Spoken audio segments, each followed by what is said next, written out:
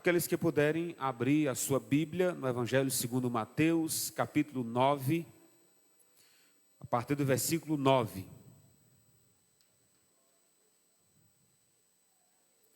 Evangelho de Jesus segundo Mateus, capítulo 9, a partir do versículo 9.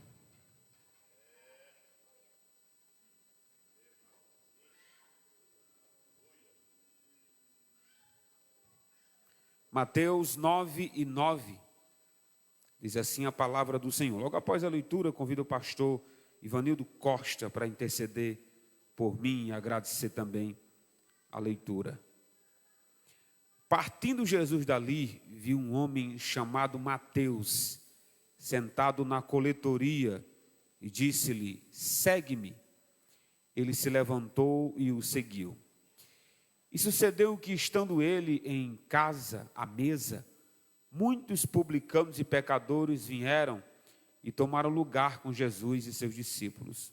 Ora, vendo isto, os fariseus perguntavam aos discípulos: por que come o vosso mestre com publicanos e pecadores?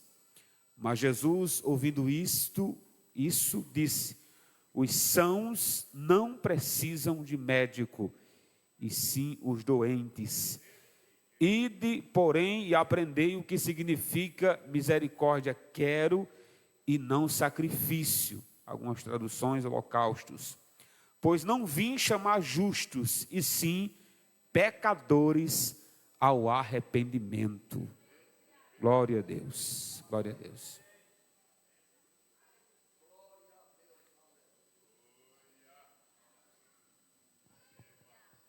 Saúdo a todos em nome de Jesus. Vamos orar. Nosso Deus e nosso Pai, nós te agradecemos, Senhor da glória, pela tua palavra, Senhor, lida nesta noite. Deus bendito, que a mesma, Senhor, fale aos nossos corações, Senhor, segundo a necessidade de cada um. Te pedimos, Senhor, pelo teu servo, pastor Arthur, que tem agora, Senhor, a responsabilidade de trazer uma palavra do Senhor aos nossos corações. Senhor, que os mesmos estejam abertos, receptíveis para ouvir a tua palavra, Senhor. Deus, em nome de Jesus, abençoa o teu servo, Pai, concede a ele a graça, a sabedoria, Senhor, de transmitir a tua palavra nesta noite. No nome de Jesus, nós te pedimos e te agradecemos. Amém. Amém, glória a Deus. Meus irmãos, a passagem que lemos conta-nos sobre o chamado, a conversão do nosso amado Mateus. Algumas versões têm Levi, que são a mesma pessoa. Deus tem suas formas de tocar o nosso coração, de nos chamar para junto dele, para a sua presença. E é interessante, meus irmãos, o seguir Jesus, o se tornar discípulo de Cristo. Cada um tem sua experiência particular. É normal que na nossa caminhada inicial, nos primeiros passos, nós sejamos influenciados por alguém, para chegar à casa de Deus, para sair dos nossos lares, vir até aqui, seja um amigo nos incentivando, o esposo ou a esposa. E tudo isso são incentivos legítimos para que você venha até Jesus, para que você conheça Jesus de maneira mais intensa, de maneira mais profunda, ser convidado para conhecer Jesus, ser estimulado para conhecer Ele, é maravilhoso, é o dever de todo cristão, compartilhar a fé que você tem, compartilhar o Cristo que você tanto ama e que morreu numa cruz para dar para cada um de nós a sua vida eterna. E nós testemunhamos da bondade de Deus todos os dias, mas chega um momento, meus irmãos, que não vai ser o seu amigo que vai estimular a aproximar-se de Jesus, não será o seu esposo, porque amizades elas se acabam. O seu esposo um dia ou a sua esposa pode estar desestimulado a vir à casa de Deus, e no final das contas será a sua comunhão com Jesus que deve prevalecer. É a sua experiência pessoal com Jesus que no final das contas vai prevalecer. Até porque, meus irmãos, quer sua casa sirva Jesus de uma maneira total, quer você sirva Cristo sozinho, a salvação ela é individual. A salvação ela não é hereditária. por mais amor que você tenha para com seu esposo, para com a sua mãe, a salvação ela é individual. É interessante nós saber que a salvação ela é individual, mas a alegria da salvação ela é comunitária. Nós acabamos de louvar um hino, onde fala sobre os céus, de que João viu a cidade santa, e aquilo, meus irmãos, não era um sonho, era uma realidade. E nós nos alegramos com a visão de João, mas pastor, eu não tenho as convicções que João, mas o Espírito Santo que inspirou João, é o mesmo Espírito Santo que está dentro de nós, e testifica com o nosso espírito, de que nós somos filhos de Deus. Então existe sim, a comunidade, ou a convicção comunitária, de que nós pertencemos a Jesus. Nessa noite, a minha intenção, o meu estímulo, é para que você tenha essa experiência individual, para que você saiba a importância que Jesus tem para você, como Ele pode se revelar a você, independente da quantidade de pessoas que estejam aqui, das milhares de pessoas que nos assistem através da internet, mas individualmente você precisa conhecer Jesus, amar Jesus, aumentar a sua intimidade com Cristo e amá-lo de maneira individual. Olhando para a história de Mateus, nós conhecemos exatamente isso. Um Cristo que se apresenta a esse Mateus, e o que Jesus fez na vida de Mateus, e o que ele fez por amor a Jesus, é que é cativante. Olhemos a perspectiva e a visão que cada um nessa passagem tem, ou a respeito de Jesus, ou a respeito do próprio Mateus, o que os fariseus tinham a respeito de Jesus. Cada um tinha sua visão particular acerca de Cristo, mas a que deve prevalecer é o que Jesus tem acerca dele mesmo, o que ele diz acerca dele mesmo. Olhemos para o versículo 9 e vejamos como Jesus olhava para Mateus. Ele olha para Mateus e vê como alguém que pode ser chamado para se tornar um dos seus apóstolos. O texto diz assim no versículo 9: partindo Jesus dali, viu um homem chamado Mateus, sentado na coletoria, e disse-lhe: segue-me. É tão simples, né? Pastor, Jesus passa numa coletoria, olha para um homem sentado, está lá recebendo os impostos e diz: segue-me. Alto lá, meu jovem. Não tão simples assim. Ser coletor de impostos, ou ser um publicano, era motivo de escárnio para com seus judeus, para com seus compatriotas. Era uma profissão, meus irmãos, reprovada. Era uma profissão rejeitada por aqueles que eram judeus. E, meus irmãos, se nós vivêssemos na época, nós tínhamos o mesmo parecer. Ele era um servidor de Roma, colhendo impostos de Roma no seu país para entregar a outro. Quem é que numa profissão dessa ia ser amado pela sua nação? Quem é que você tiraria do seu próprio bolso o dinheiro da sua nação para entregar a outra? Nenhum de nós ficaríamos felizes se o nosso filho, se o nosso irmão tivesse uma profissão dessa. Então havia um preconceito, não era nem preconceito não, era opinião formada, não era prévia não. Eles sabiam que ser publicano era motivo de vergonha para qualquer família judia. E essa era a condição de Mateus, de rejeição, de escárnio, de traidor da pátria. Ninguém via Mateus como alguém a ser um discípulo ou a ser amigo de Mateus. Essa é a visão majoritária da sua nação. Mas essa não é a visão de Jesus para com Mateus. Não é assim que Jesus olhava para Mateus. Quer fosse chamado de ladrão, quer fosse rejeitado pela sua nação, quer tivesse desdém, quando Mateus passasse próximo, Jesus olha para Mateus como alguém que podia ser um dos seus apóstolos, que podia ser salvo por sua graça, alcançado pelo seu amor, porque essa é a visão que Jesus tem acerca de cada um de nós. Ele não nos vê como os homens veem, ele vê infinitamente mais do que nós pensamos, do que nós imaginamos e até do que nós desejamos. É assim que Cristo olha para Mateus, como alguém que podia ser salvo por ele, chamado por ele. Cristo venceu aqui a barreira do preconceito que havia para com os publicanos. Jesus nem levou em conta que Cristo ia perder com Mateus. Você pode dizer assim, mas Mateus era um homem preparado, sabia fazer conta. Mas Mateus não foi chamado para fazer conta, nem para ser tesoureiro. Para ser tesoureiro, Jesus chamou um ladrão, que foi Judas, não é? Esse foi o tesoureiro que Jesus chamou para fazer parte dos 12. Mateus era ideal para essa profissão. Mas Cristo não estava atrás de tesoureiro, irmãos. Cristo estava atrás de discípulo, de seguidor, de pessoas que o amassem acima de todas as coisas. Então Cristo olha para esse homem e o chama, glória a Deus. Irmãos, não havia nada de bom em nós, atrativo em nós, mas mesmo assim Ele nos chamou, mesmo assim Ele nos amou, mesmo que nós não tivéssemos futuro nenhum, sem Ele, nós não tínhamos nem passado, nem presente, nem futuro, mas com Ele tudo daria certo. Tudo daria certo. E é interessante Cristo passar naquele exato momento. Não existe coincidência. O que existe aqui é um projeto e um propósito de Deus para Mateus. Mateus foi visto e foi chamado. Vejamos qual é a visão que Mateus tem acerca de Jesus. Jesus chama quando ele estava na coletoria. Mateus, me siga.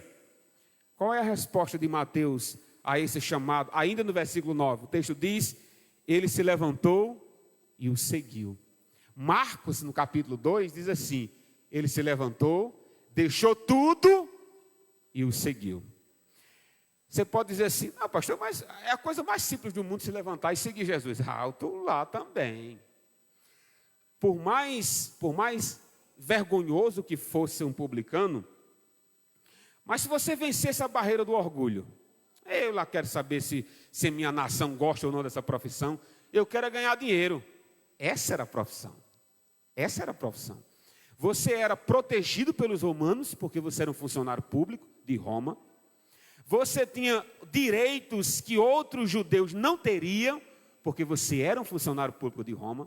Você tinha um amparo dos impostos que você colhia. Então Roma não queria que você trabalhasse para ela de maneira vergonhosa. Tudo que Roma pudesse fazer para lhe dar casa boa, conforto, uma ótima remuneração, Roma ia fazer. Roma queria mostrar para os judeus que ser funcionário público não era algo tão ruim assim. Então, com certeza, Mateus tinha conforto. Com certeza, Mateus tinha recursos para viver muito bem. Esse era um trabalho, meus irmãos, instável. Não se trocava de publicanos de qualquer jeito, porque esse era um cargo de honra para com os romanos. Era um cargo de prestígio. Mas mesmo diante desse prestígio, mesmo da estabilidade financeira, Mateus não estava feliz ali. Mateus não estava completo ali. Havia algo em Mateus que nunca se satisfez com aquela profissão. E é aí que Jesus Cristo chega. É aí que Jesus Cristo entra na vida de Mateus. Jesus olha para Mateus e diz: siga-me. Ele imediatamente se levantou, deixou tudo e seguiu a Jesus.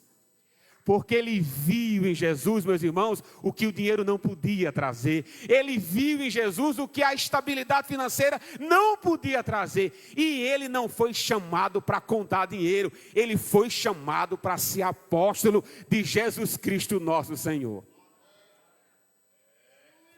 Mateus não tinha relacionamento com Jesus.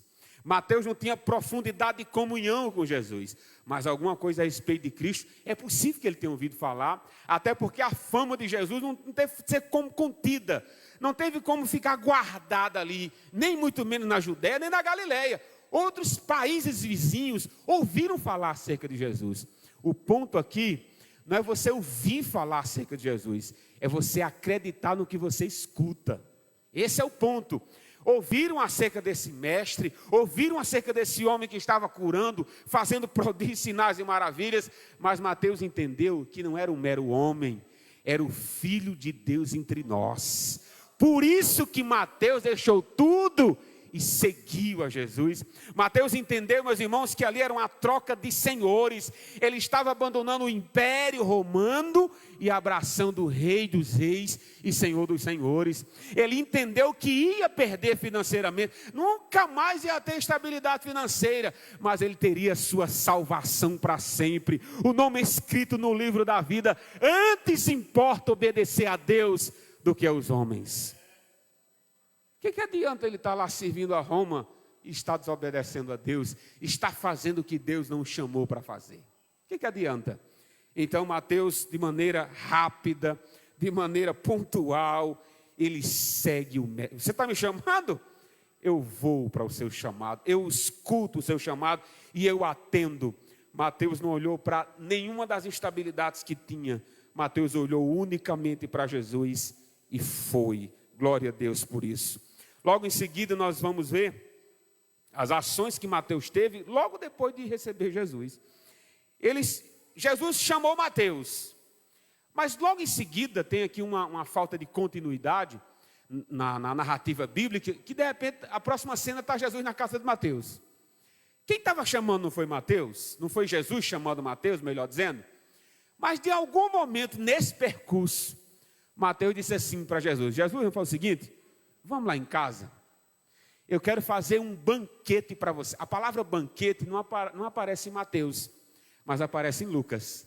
O Evangelho de Lucas diz: e Mateus preparou um banquete. Esse banquete, meus irmãos, não foi só para receber Jesus. Receber Jesus já era um banquete suficiente, não é? Mas sabe qual foi o propósito de Mateus?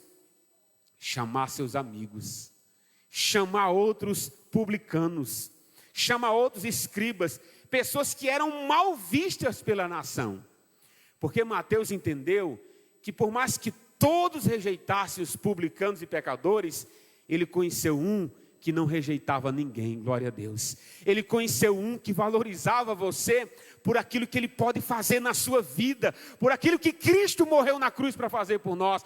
Mateus viu além. Espera aí, meu amigo. Se Jesus me salvou, se Ele está me chamando para ser apóstolo, se Ele está me chamando para ser seu discípulo, com a profissão que eu tenho, Ele também pode chamar meus amigos, aleluia. Ele também pode chamar outros para fazer parte desse ministério. E foi isso que Mateus fez. Preparou um banquete maravilhoso, digno daquele que estava convidado, que era Jesus, e chamou os seus amigos. Continuando a narrativa bíblica, está aí a partir do versículo 10. Mateus 9:10. E sucedeu que, estando ele em casa, à mesa, olha só os que estavam na mesa, muitos publicanos e pecadores vieram e tomaram lugar com Jesus e seus discípulos. Meus irmãos, a situação de Jesus, a fama de Jesus não estava muito boa, porque ter Mateus como um dos seus discípulos, o negócio estava feio para o lado dele, na perspectiva dos fariseus, é claro. Aí Jesus parece que achou pouco chamar um publicano, aí agora estava sentado numa mesa arrodeado de publicanos. E existe um adjetivo aqui, meus irmãos, que é difícil de interpretar, que Mateus usa, publicanos e pecadores. Quem são esses pecadores? Alguns dizem que eram os escribas. Outros dizem, meus irmãos, que publicanos e pecadores eram sinônimos, porque era assim que a nação via quem era traidor da pátria, via como um pecador, via como alguém que desobedecia não apenas as leis de Deus, por se relacionar e trabalhar para outras nações, como também para a lei dos homens. Então tinha essa repulsa em ser publicano. O que eu sei é, Jesus tanto comeu na mesa com publicanos, como comeu na mesa com pecadores. Ambos foram chamados por Jesus, ambos participaram daquele banquete maravilhoso que Mateus preparou. Você pode dizer assim, mas pastor, que banquete maravilhoso, não é? Jesus chamando pecadores para comer com ele. Essa é a missão de Jesus, a chamar pecadores, a desfrutar, a conhecer. Isso é maravilhoso para alguns. Para alguns é maravilhoso banquetear-se na presença de Jesus, desfrutar da sabedoria que ele tem, mas não foi o que aconteceu na narrativa bíblica. Continuando o versículo 11, aí nós vemos como os fariseus olhavam para Jesus. Mateus olhava para Jesus como mestre. Jesus olhava para Mateus como um discípulo a ser chamado, um homem a ser salvo. Mas como é que os fariseus olhavam para Jesus? Eles olhavam com desdém e com desprezo. O versículo 11 está escrito assim: ora, vendo isto, os fariseus perguntavam aos discípulos: por que come o vosso mestre com publicanos e pecadores? Meus irmãos, isso é uma pergunta capciosa, é uma pergunta maldosa. Eles não estavam com coragem de dizer todas as palavras que deviam ser ditas. É típico dos fariseus. A intenção da pergunta é essa aqui: Jesus está se apresentando como mestre de vocês, é tanto que ele está chamando discípulos. Aí ele está se juntando com essa rela aí, com esses publicanos. Aí o mestre de vocês está comendo com esse tipo de gente. Porque havia um racismo e preconceito para com os fariseus com muitas profissões. O próprio farisaísmo surgiu para isso. Ele surgiu de uma maneira muito nobre. Era para proteger as tradições judaicas e as leis de Deus da influência dos romanos, da influência dos gregos. O farisaísmo surgiu, por isso que a palavra fariseu quer dizer santo, era separar o que era imundo daquilo que é santo e preservar as coisas boas. Só, meus irmãos, que nesse negócio de separar, os fariseus foram separando, findado separando foi de Deus. Deixaram Deus do lado de fora, seguiram as próprias tradições dos homens e se tornaram vazios de Deus e cheios de si mesmo. Por isso que quando Deus se apresentou para eles, eles não reconheceram a Deus. Eles não viram Deus em Jesus Cristo, eles não viram o Salvador falando com eles. Mas por que os fariseus não viam? Porque eles já estavam cheios de si mesmo e longe do Deus das Escrituras. Aqui é o que está acontecendo. Deus sempre foi bondoso, Deus sempre se interessou por pecadores, Deus sempre se apresentou como alguém que pode amar e perdoar aquele que está errado. Deus sempre se apresentou assim, mas para com os fariseus, Deus não podia ser assim.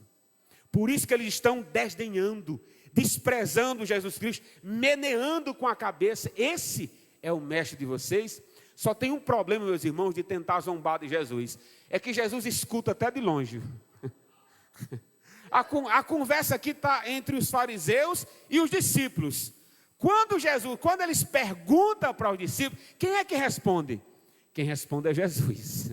É como se Jesus dissesse assim, espera aí que enquanto eu estiver na terra, eu não preciso de representante, eu sei falar por mim. Quando eu for assunto aos céus, eu deixarei a igreja falando por mim através da palavra.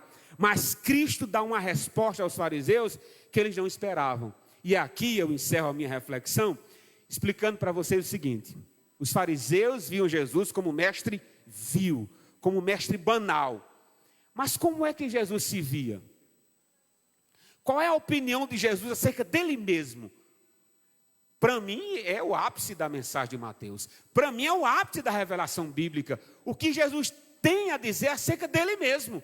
Isso é o que nos importa. Por mais virtuoso que seja a forma que Mateus olhava para Jesus, como mestre e Senhor, e ele é mestre e Senhor, mas Jesus tem uma opinião própria. Ele tem a sua própria opinião para dar. E agora ele vai revelar a sua sublime missão para os fariseus. E Jesus se revela dizendo o seguinte: primeiro, ele se vê como aquele que é a cura para todas as doenças. Ele diz no versículo 12: mas Jesus, ouvindo isto, disse: os sãos não precisam de médico, e sim os doentes. Jesus estava se apresentando para Mateus, para os publicanos e pecadores, como médico que cura os doentes. Eles estavam doentes e nenhum médico da terra podia resolver um problema dos publicanos e dos pecadores, que é a doença chamada pecado. Mas Jesus podia, glória a Deus. Mas Jesus tem o remédio para o pecado. Ele tem a saída para o pecado. Ele tem o escape para o pecado. E é assim que Jesus se vê: a cura para aqueles que estão doentes, a cura para aqueles que estão rejeitados, a saída para aqueles que acham que não tem mais saída. Cristo se vê como médico porque realmente ele é. Não apenas de pecados em relação a perdoar, glória a Deus por isso, mas ele faz milagres, amém, meus irmãos? Ele nos cura, glória a Deus. Somos testemunhas do sobrenatural de Deus, somos testemunha do médico dos médicos que é Jesus.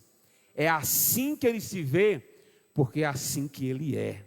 Não apenas a revelação de médico dos médicos, ele se vê também como aquele que é cheio de misericórdia. Iniciando o versículo 13 diz: ide, porém, e aprendei o que significa misericórdia quero e não sacrifício. Os fariseus estavam dispostos a fazer qualquer sacrifício, menos misericórdia.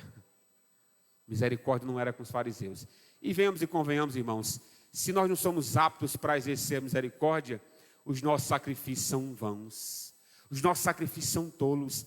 A eficácia do nosso sacrifício é o que Cristo fez na cruz. Porque todo esforço que nós fazemos, toda obediência que fazemos, toda santidade que fazemos, nunca pagará a nossa salvação.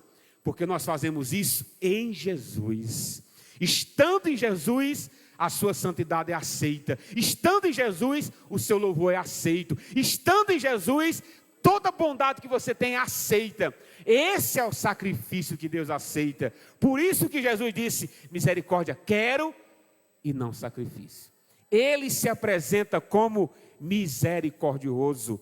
Glórias sejam dadas ao seu nome. E a passagem encerra dizendo o seguinte: não apenas isso, quantas revelações, não é? Ele é o médico dos médicos, ele é o Jesus misericordioso para nós, mas ele se apresenta como Salvador de pecadores. No final do 13 diz: pois não vim chamar justos, mas sim pecadores ao arrependimento. Aqui, meus irmãos, fecha a porta para os fariseus. Sabe por quê? Porque os fariseus não se viam como pecadores. Os fariseus não se viam como alguém que estava longe de Deus, cegos e perdidos. Os fariseus se viam como achados, próximos e santos. Aí chega Jesus e diz: não, eu não vim buscar esse povo, não. Eu vim buscar os pecadores, aleluia. É aqueles que olham para si e dizem: Pai, miserável homem que sou. Lembremos da palavra dita pelo apóstolo Paulo dos pecadores. Eu sou o principal. Pedro, quando entendeu que estava diante do próprio Deus encarnado, diz: afasta-se de mim, Jesus, porque eu sou um homem pecador.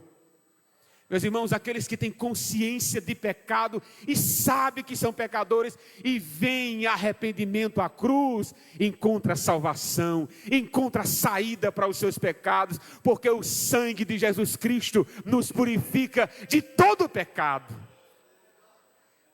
Mas essa mensagem os fariseus odiavam. Essa mensagem os fariseus não queriam que fosse propagada.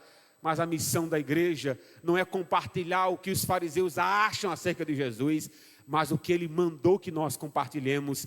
Cristo é o Salvador do mundo. Cristo ainda perdoa pecados. Ele ainda escreve o seu nome no livro da vida. O seu sangue ainda pode nos purificar de todo pecado. Essa é a missão do Filho de Deus. Ele disse: eu vim buscar e salvar o que se havia perdido. Ele não disse isso para Zaqueu? Zaqueu, essa é a minha missão, Zaqueu. Eu vim chamar os perdidos. Como você se vê nessa noite? Você que nos visita, amigo. Você que veio apenas a convite de alguém, ou então algo lhe impulsionou a sair de casa. Volta para casa com a certeza que Jesus ainda perdoa pecados.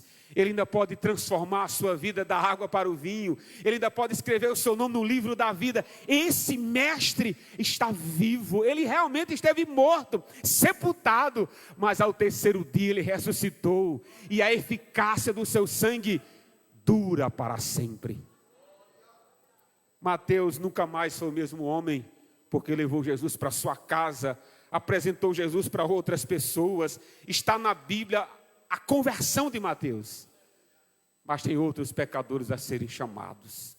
Por que você não volta para Jesus, você que está afastado?